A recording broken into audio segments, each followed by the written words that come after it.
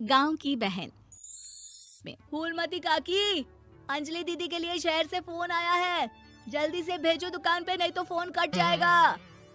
हाँ हाँ बेटा, अभी भेजती हूँ। अंजलि बेटा, तेरे लिए शहर से फोन है, सब काम छोड़ के जल्दी जाके सुन ले, नहीं तो फोन कट जाएगा। हाँ माँ, अभी जाती हूँ, जरूर मीनाक्षी दीदी का फोन आया होगा। हाय अंजलि। नमस्ते दीदी, मेरा मतलब हाय, कैसी हो आप? यहाँ तो सब ठीक है। मामा मामी कैसे हैं? तू कैसी है? मेरे तो एग्जाम्स होने वाले हैं, हर रोज कॉलेज जाना पड़ता है, lectures, extra classes, private coaching.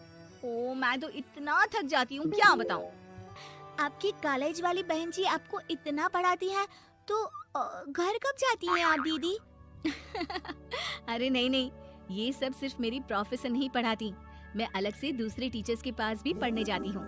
दीदी फिर तो आप बहुत थक जाती होगी ना, आप ना पैदल मत जाया करो, टांगा ले लिया करो दीदी।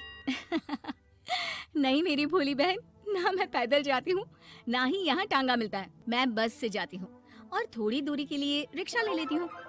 सच्ची? वहाँ पर टांगे नहीं बस चलती है? वाह, वो भी हर रोज? हमारे गांव में भी बस आती है, दिन में 2 बार। यही तो खास बात है शहर की, यहाँ बसें पूरा दिन दौड़ती हैं सड़कों पर, और सिर्फ बसें ही नहीं, कार, स्कूटर और ट्रक भी, और तो और थोड़ी दूरी पर तो हवाई जहाज भी है, जहाँ से हवाई जहाज आसमान में उड़ते हैं। अच्छा दीदी, मैं फोन रखती हूँ, बुआ जी फूफा जी को मेरा नमस्ते कहना। हाँ माँ, हम लोग शहर में क्यों नहीं रहते? बुआ जी, फूफा जी और मीनाक्षी दीदी तो शहर में ही रहते हैं। अरे क्योंकि तेरे बुआ जी की शादी शहर में हुई थी, इसलिए बेटा। शादी से पहले वो भी तेरे पापा और दादा दादी के साथ गांव में ही रहती थी। तो फिर माँ, मुझे शहर भेज दो ना, मैं भी शहर देखना चाहती हूँ। इतनी बार मीनाक्षी दीदी से शहर के बारे में सुन चुकी हूँ, अब मैं भी वहाँ जाकर देखना चाहती हूँ। बस आप मुझे शहर भेज दो। ठीक है, इस बार गर्मियों की छुट्टियों में कुछ दिन रह आना शहर, अपनी बुआ के घर। अब तो खुश ना? हाँ माँ, बहुत खुश। आप देखना, मैं शहर जाके कितने मजे करती हूँ। अंजलि अगले दिन स्कूल जाती है और वहाँ अपने सारे दोस्तों को अपने शहर जाने की बात बताकर चिढ़ाती है। अरे श्रद्धा, शीतल, सरोज, तुम लोग इन गर्मियों की छुट्टियों में कहाँ जा रही हो? एकादशी वाले गांव के मेले में। हम तो दूसरे गांव में नानी के घर जाएंगे, उनका घर नहर के किनारे है, बड़ा मजा आएगा। हम इस बार कहीं नहीं जा रहे, बल्कि हमारे घर में रहने के लिए मेहमान आएंगे। और तू? अरे मेरा क्या है, मैं तो बस पास वाले शहर जा रही हूँ, अपनी बुआ जी के घर, वहीं रहूंगी कुछ दिन। तुम लोग चिंता मत करना, मैं चिट्ठी लिखूंगी तुम सबको वहाँ से। पापा, पापा मुझे तो चक्कर आ रहे हैं, जी घबरा रहा है। बेटा, शहर आने की जिद भी तो तूने ही की थी, अब पहली बार बस में चढ़ी है तो यही होना था, भुगतो अब।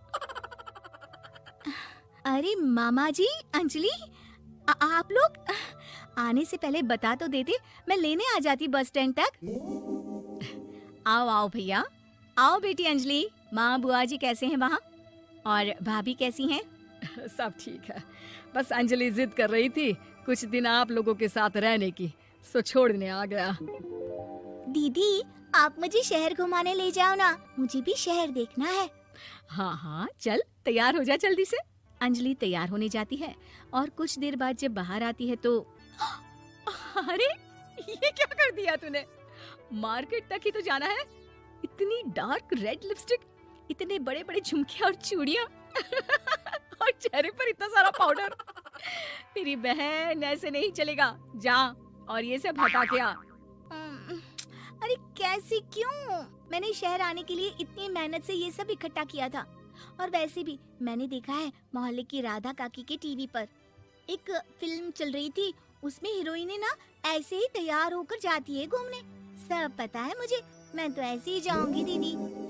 अंजलि शहर की चकाचौंध को देखकर बहुत हैरान और खुश होती है। ऊंची ऊंची इमारतें, सड़क पर दौड़ती गाड़ियाँ, बड़ी बड़ी दुकानें, उसकी एक्साइटमेंट का ठिकाना नहीं था। दीदी, ये छोटा सा कमरा सड़क के किनारे क्यों रखा है, इसमें कौन रहता होगा? ये कमरा नहीं, पीसीओ है, पीसीओ। यहाँ पर लोग फोन करने आते हैं, सिक्का डालकर।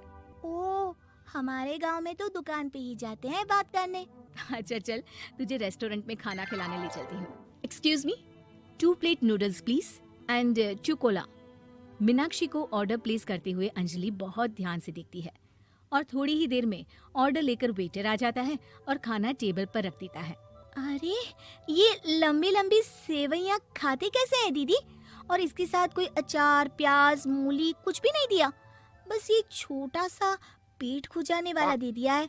गांव में तो छोटे छोटे चावल ही होते हैं जो कि हाथ से ही खा लेती हूँ, अब इसे कैसे खाऊं दीदी? एक्सक्यूज मी, एक चम्मच प्लीज और लिटिल प्याज और अचार और मूली और एक गिलास मट्ठा, वो बाद में। हाँ।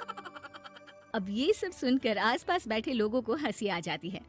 मीनाक्षी भी अपनी हंसी किसी तरह रोकने की कोशिश करती है और वेटर मुस्कुराता हुआ वहाँ से चला जाता है। अंजलि समझ नहीं पाती कि सब किस बात पर हंस रहे थे, लेकिन वो छिप जाती है। दीदी, मुझे लगता है कि मुझे इन सेवइयों को ऐसे ही खा लेना चाहिए, इसी पेट खुजाने वाले कांटे के साथ। एक काम कर, तू मुझे खाते देख, जैसे मैं खाऊं तो भी वैसे ही खा ले। ठीक है दीदी। अंजलि खाते खाते नूडल्स में सिरका ज्यादा डाल देती है, फिर ऊपर से नमक दानी से खेलते हुए काफी नमक भी अनजाने में छिड़क लेती है। अरे ये क्या क्या खा लिया? अरे हाय हाय, कितना कड़वा है। पानी पानी, ये काला शरबत ही पी लेती हूँ। और जल्दबाजी में अंजलि जल्दी जल्दी कोला पी लेती है, जिससे उसके नाक में झंझनाहट होती है। दीदी, मुझे ले चलो यहाँ से, मैं ये सब शहरी खाना नहीं खा सकती। अब शर्म के मारे मीनाक्षी अपनी बहन को वापस घर ले जाती है और कहती है कि देख अंजलि, माना कि शहर और गांव एक दूसरे से बहुत अलग है, लेकिन इसका मतलब ये नहीं कि हमेशा शहर ही बेहतर हो और उस वजह से हमें वो सब करना पड़े जो हम नहीं कर सकते। शहर में सहूलतें तो हैं ही, पर चुनौतियां भी हैं। हम जहाँ भी रहें, हमें कभी अपने आप को कम या ज्यादा नहीं समझना चाहिए। और किसी भी नई जगह में ढलने में समय लगता है, उसके लिए तुम्हें दूसरों की नकल करने की कोई जरूरत नहीं है। बेटा, घूम लिया शहर या अभी और घूमना है? नहीं पापा, मैं अपनी गलती समझ गई हूँ, आप गांव ही ले चलिए मुझे।